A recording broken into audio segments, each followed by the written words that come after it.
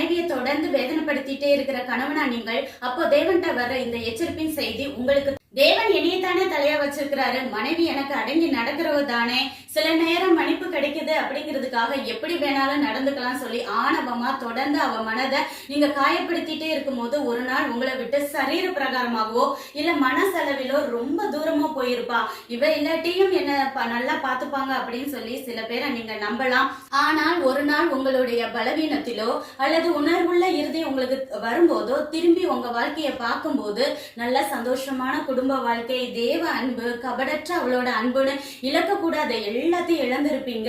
எனக்காக ஜீவனையும் தர முன் வந்தாலேன்னு அழும்போது உங்க கூடவே இருப்பாங்கன்னு நினைச்சவங்களும் உங்களுக்கு விரோதியாகவும் முரட்டாட்டம் உள்ளவர்களாகவும் மாறி இருக்கிறத நீங்க பார்த்து கண்ணீர் வடிப்பீங்க.